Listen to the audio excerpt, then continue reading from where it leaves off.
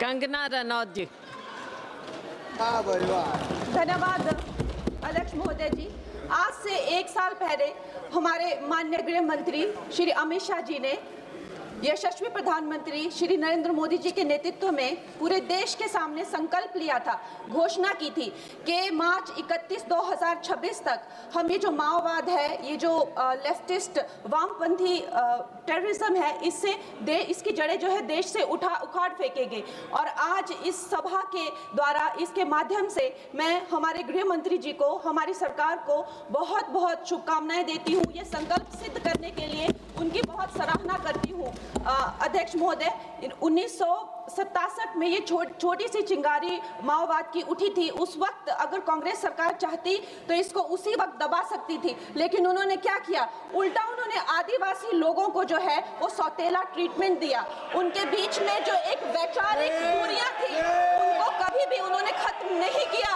और जब ये माओवाद की समस्या हम उनके सामने आई तो जैसे मेरे भाई संबित पात्रा ने पूरे देश के सामने आज बताया कि सोनिया जी और राहुल गांधी जी की वामपंथी सरकार प्लस उनके वामपंथी सलाहकार प्लस उनके जो वामपंथी मित्र और ये वामपंथी टेररिस्ट और इनको जो भी जितने भी फंडिंग होती थी, जो भी इनके हथियार होते थे, गोला बारूद होते थे, वो उन लोगों से आते थे जिनके साथ ये कांग्रेस की सरकार उठती बैठती थी। तो हम लोग क्या अपेक्षा कर सकते हैं? क्या कोई समझौता इनके बीच और वामपंथी उग्रवादियों के बीच हो सकता था? नहीं हो सकता था। और उसका क्या परिणाम हुआ कि ये जो वामपंथी उग्रवादी हैं ये बिल्कुल आउट ऑफ कंट्रोल हो गए। इन्होंने खून की नदियां बहा दी, इन्होंने 16,000 से ज्यादा अटैक किए, इन्होंने 2,000 से ज्यादा सुरक्षा कर्मियों को मार डाला, इन्होंने छोटे छोटे बच्चों की जो है वो जिंदगियां ले ली, वहां पे नरक बना दिया। इन्होंने तीन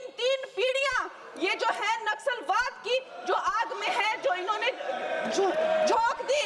और जब इसके अंधेरे में पूरी तरह से जो ये क्षेत्र है जो डूब गए, जिन छोटे छोटे बच्चों के हाथ में लैपटॉप और कलम होनी चाहिए थी, उनके हाथों में इन्होंने बंदूकें दे दी। अध्यक्ष महोदय, इन्होंने जब पूरी तरह से उनका भविष्य खत्म कर दिया तो पूरी तरह से अंधकार में तो अपना हाथ झटक लिया। इनको रेड कॉरिडोर बोल के, नो गो जोन बोलकर जो है पूरे देश में बदनाम कर दिया। हम भी फिल्म इंडस्ट्री में हम सोचते थे कि इतने अच्छे जंगल हैं, वहां जाके कोई गांव की शूटिंग करते हैं, अच्छा कोई गाना बनाते हैं, लेकिन उस टाइम की जो व्यवस्था है वो क्या कहती थी, अरे ये जो आदिवासी लोग हैं ये बड़े ही उग्र होते हैं, ये देश के साथ नहीं रहना चाहते, वहां शूटिंग मत करिए। खुद की असफलता छुपाने के लिए इन्होंने पूरे देश से जो है आदिवासी समाज को इन्होंने आइसोलेट कर दिया। लेकिन हमारे प्रधानमंत्री श्री नरेंद्र मोदी जी कहते हैं कि रात चाहे कितनी भी लंबी हो वो रात ही है, सवेरा होना निश्चित है। और 2014 में जब प्रधानमंत्री जी की सरकार आई और आज हम देखते हैं कि उन्होंने एक आदिवासी महिला को जो है वो राष्ट्रपति बनाया, उन्होंने हमारे सुरक्षा बलों को जो है वो सशक्त किया और उनको सशक्त करने के बाद उन्होंने वो रेड कॉरिडोर, वो भयानक नो गो जोन को जो है वापस लिया, वहां पे संविधान स्थापित किया। अध्यक्ष महोदय, मैं एक नई सांसद हूँ, मुझे 2 मिनट दीजिए। और खैर प्रधानमंत्री जी ने क्या विकास किया वहां पर, चाहे वो घर बनवाए हो, चाहे वो नल लगवाए हो, चाहे वो 70 लाख महिलाओं को 1,000 की मदद की हो, 21 किस्तों में 13,000 करोड़ दिए हो, या वहां पर जो है जितने भी काम किए हो वो मैं अगर शुरू कर दूं तो आज दिन से रात और रात से फिर दिन हो जाए तो उसमें मैं नहीं जाऊंगी। लेकिन मैं ये जरूर कहूंगी कि जो वहां पे डिजिटल पेमेंट्स हुई है उनका मैं बहुत ही ज्यादा सराहना करती हूँ। उससे जो नक्सलियों का जो वित्तीय नेटवर्क है वो टूटा है, जो वो वसूली का काम करते हैं वो टूटा है, जिससे वो खोखले हुए हैं। उसके साथ में सबसे सराहनीय काम जो किया है वो मैं कहूंगी विकास और विश्वास के साथ जो हमारी सरकार ने इसको जोड़ा है। उसके उपरांत जो है उन्होंने जो समर्पण की नीति अपनाई है, 8,000 से ज्यादा युवा जो हैं वो समर्पण कर मुख्य धारा से जुड़े हैं, उनको 5 लाख की राशि और उनको रोजगार दिया जा रहा है। महोदय जी, मेरे पास कहने के लिए तो बहुत है लेकिन मुझे बहुत ही कम समय मिल रहा है। सदन के पास समय नहीं है। इस तरह की नीति हमने दोगो में भी अपनाई है और वहां भी बोडो में, आसाम में भी 10,000 से ज्यादा लोगों ने समर्पण किया है। और मैं अंत में अध्यक्ष महोदय जी, मैं यही कहना चाहूंगी कि गृह मंत्री जी ने और प्रधानमंत्री जी ने पूरे देश में यह संदेश दिया है कि ये देश बंदूक की नोक से नहीं चलेगा, ये देश संविधान से चलेगा, ये देश जनता के विश्वास से चलेगा। फिर से मैं अपनी सरकार को बहुत बहुत बधाई देती हूँ। धन्यवाद। धन्यवाद सभापति महोदय। आपने वित्तीय वर्ष 2026-27 के फाइनेंस बिल पर हो रही महत्वपूर्ण चर्चा में भाग लेने का अवसर दिया। हम अपनी पार्टी लोक जनशक्ति पार्टी अपने नेता राष्ट्रीय अध्यक्ष श्री चिराग पासवान जी और समस्तीपुर की देवतुल्य जनता की ओर से इस वित्त विधेयक का समर्थन करते हैं। महोदय, एक बेहद सुखद और पवित्र संयोग है कि आज देश भर में नवरात्र का पावन पर्व मनाया जा रहा है, जिसमें हम माँ दुर्गा के 9 रूपों की आराधना करते हैं। और नारी शक्ति, ये सदन गवाह है कि नारी शक्ति का जो स्वर्णिम कालखंड है वो अभी हमारे देश में चल रहा है, जहां एक और सर्वोच्च संवैधानिक पद पर एक महिला विराजमान है जो इस देश की दिशा और दशा तय कर रही है, वहीं दूसरी ओर हमारी माननीय वित्त मंत्री निर्मला सीतारमण जी अपनी नीतियों से इस देश की नीयत को तय कर रही है। एक छोटे से ग्रामीण क्षेत्र से माताओं बहनों के आशीर्वाद से एक युवा महिला सांसद अपनी आवाज़ को इस सदन में बुलंद कर रही है, और वहीं पे जितनी भी हमारी माताएं बहनें हैं उनके आशीर्वाद से और जो सरकार जो है जितनी भी महिला है उनके सशक्तिकरण से स्वयं सहायता समूह जो समाज में महिलाओं को ग्रोथ इंजन बना रहा है, उसके विमेन लीडर्स को ग्रामीण क्षेत्रों में डेवलप कर रहा है। ये सबसे ये समझ में आता है कि हमारे देश में जो विमेन लेड डेवलपमेंट है उसका सही परिणाम आज देखने को मिल रहा है। आचार्य चाणक्य ने अर्थशास्त्र में एक श्लोक लिखा था, प्रजा सुखे सुखम राज्य प्रजा नाम तु हिते हितम आत्म प्रियम हितम राज्य प्रजा नाम तु हितम प्रियम। इसका अर्थ है कि नेता का जो सुख है वो प्रजा के सुख में ही निहित होना चाहिए और प्रजा के हित में ही उसे अपनी हित को देखना चाहिए। अगर इस श्लोक को आज इस देश में कोई सार्थक कर रहा है तो वो हमारे यशस्वी प्रधानमंत्री श्री नरेंद्र मोदी जी हैं, जो अपनी योजना से इस देश के गरीब, वंचित और शोषित समाज को मुख्य धारा से जोड़ने का काम कर रहे हैं। आचार्य चाणक्य ने राजधर्म की बात की थी और राजधर्म का असली अर्थ है सबका साथ, सबका विकास, सबका विश्वास और सबका प्रयास। और इसी विचारधारा के साथ पिछले 11 वर्षों से हमारी सरकार काम कर रही है। ये साल का बजट और ये वित्त विधेयक सिर्फ कुछ आंकड़े नहीं है या पन्नों का दस्तावेज नहीं है, ये एक आईना है जिसमें हमें एक विकसित भारत, सशक्त भारत और समृद्ध भारत दिखता है। ये आईना है जिसमें हमें बाबा साहब डॉक्टर भीमराव अंबेडकर के समावेशी सोच को देखने को मिलता है। ये एक आईना है जिसमें हम भारत रत्न जननायक कर्पूरी ठाकुर जी के सामाजिक न्याय को देख सकते हैं। ये आईना है जिसमें हम युवाओं की प्रतिभा को देख सकते हैं। ये आईना है जिसमें हम अपने सेना के अदम्य शौर्य को देख सकते हैं। ये आईना है जिसमें हम सरकार की प्रतिबद्धता को देख सकते हैं, जो इतने जियोपॉलिटिकल तनाव के बावजूद भी हमारे देश की जो अर्थव्यवस्था है वो आज फास्टेस्ट ग्रोइंग इकोनॉमी है और अर्थव्यवस्था इतने टर्मोइल सिचुएशन में भी मजबूत है। लेकिन विडंबना देखिए महोदय, जिस आईने में हमें विकास और विश्वास दोनों ही दिख रहा है उसमें विपक्ष को कुछ नहीं दिख रहा।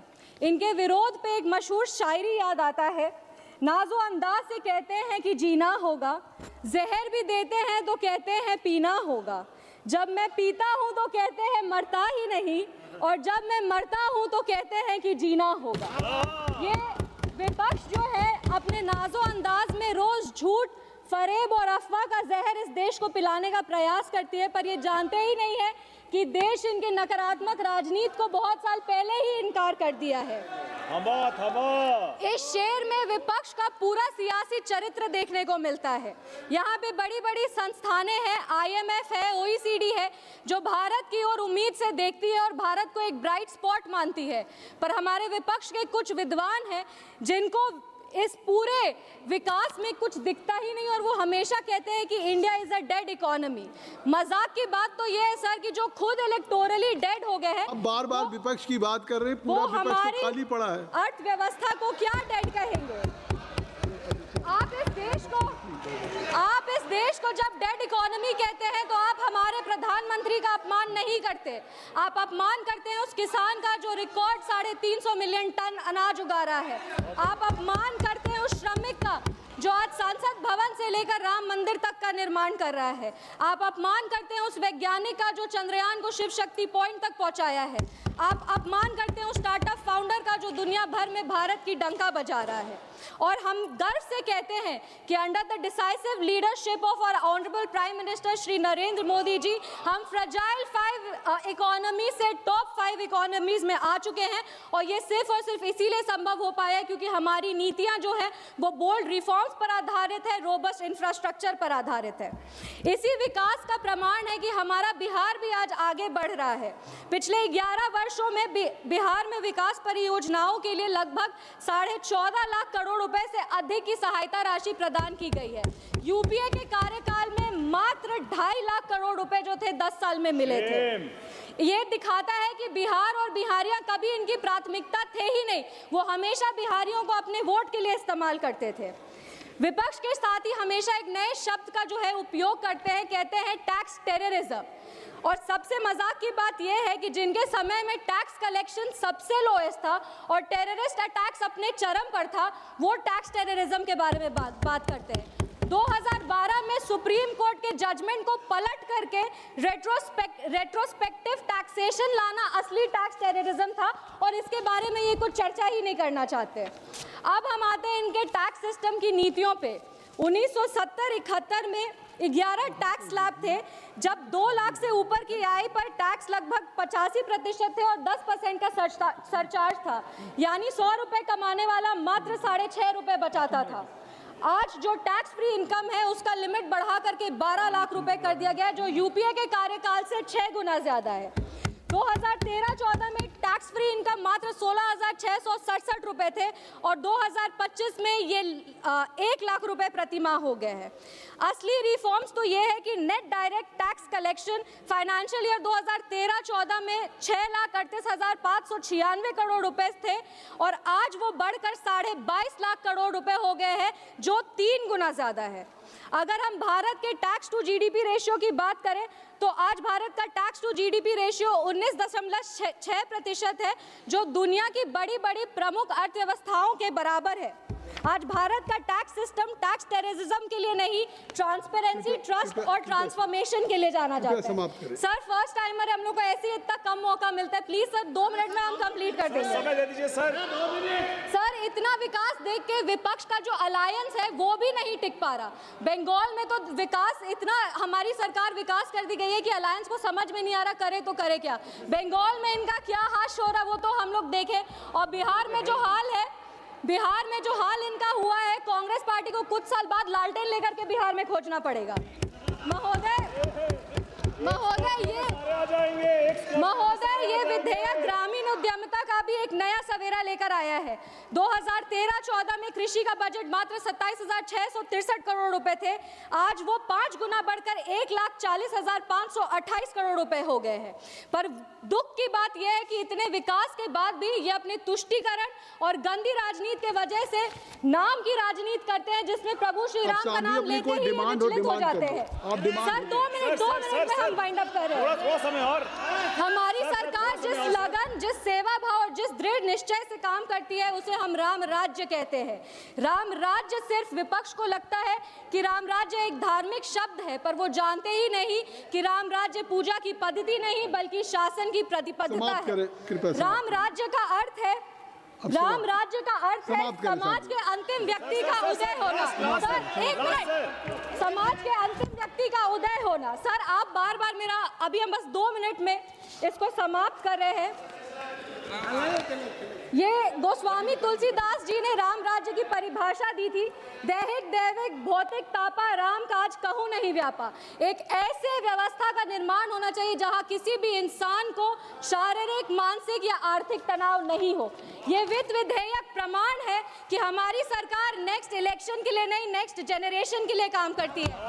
इस नेक्स्ट जनरेशन को प्रोत्साहित करने के लिए अंत में हम अटल बिहारी वाजपेयी जी की एक कविता पढ़ना चाहेंगे और अपने वाणी को विराम देना चाहेंगे। अटल बिहारी वाजपेयी जी ने कहा था कि भारत कोई जमीन का टुकड़ा नहीं है, ये एक जीता जागता राष्ट्र पुरुष है। ये चंदन की भूमि है, ये अभिनंदन की भूमि है, भारत तड़पन की भूमि है, भारत अर्पण की भूमि है। यहाँ का बूंद बूंद हमारे लिए गंगा है और यहाँ का कंकड़ कंकड़ हमारे लिए शंकर है। हम जिएंगे तो इसी वन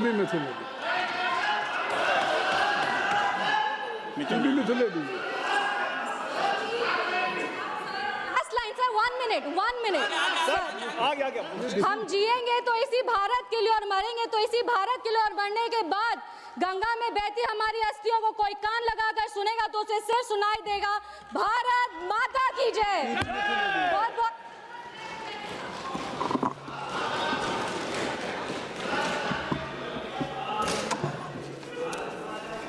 थैंक यू सर।